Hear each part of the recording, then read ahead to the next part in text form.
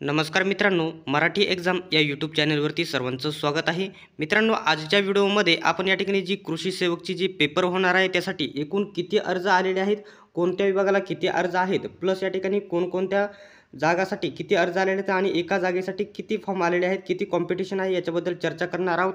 ही आजची न्यूज असल्यामुळे तुम्ही या ठिकाणी स्क्रीनवरती बघू शकता. जागा किती आहेत? 1600. जागा 1600 आहेत आणि अर्ज 2.25 लाख आलेले आहेत. कृषी सेवकांच्या भरतीची स्थिती आहे, जी सद्यस्थिती आहे ती या न्यूजपेपरमार्फत मी तुम्हाला सांगत आहे. स्क्रीनवरती बघू शकता लातूर आहे. राज्यात सुशिक्षित बेरोजगारांचे प्रमाण किती वाढत चालले आहे हे शासनाच्या पदभरतीत येणाऱ्या अर्जावरून दिसत आहे. बघू शकता राज्यातील कृषी विभागात कृषी सेवकांची पदभरती केली जाणार आहे. कृषी सेवकांच्या 1000 बघू शकता 1685 जागांसाठी शासनाकडे बघू शकता 2,25,000पेक्षा अधिक अर्ज आलेले आहेत. या पदासाठी बघू शकता कधी पेपर होणार आहे तर 16 व 19 जानेवारीला ऑनलाईन परीक्षा घेतली जाणार आहे. एका पदासाठी सरासरी बघू शकता किती कॉम्पिटिशन आहे. एका पदासाठी 133 पेक्षा जास्त अर्ज असल्याने मोठी स्पर्धा या ठिकाणी निर्माण झालेली आहे. हा देखील पॉईंट आहे. बघू शकता एका जागेसाठी जवळजवळ 133 ते 135 जागांसाठी कॉम्पिटिशन आहे. एका जागेसाठी एवढी मुलं आहेत.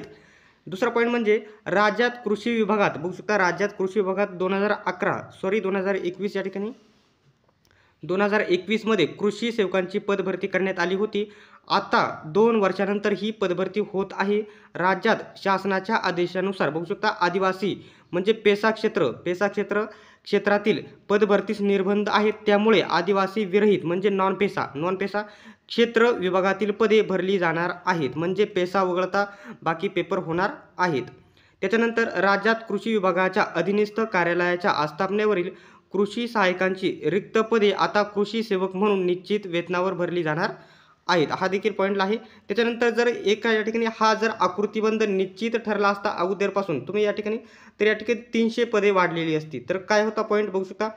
कृषी विभागातर्फे 2 वर्षानंतर कृषी सेवक पदांची या ठिकाणी भरती होत असली तरी कृषी विभागाचा आधारित आकृतिबंध अंतिम झालेला नाही. म्हणजे या ठिकाणी तो आकृतिबंध पूर्णतः तयार झालेला नव्हता. त्यामुळे 80% रिक्त पदे भरली जात आहेत. 100% पदे भरली नाही, फक्त 80% पदे भरली जात आहेत.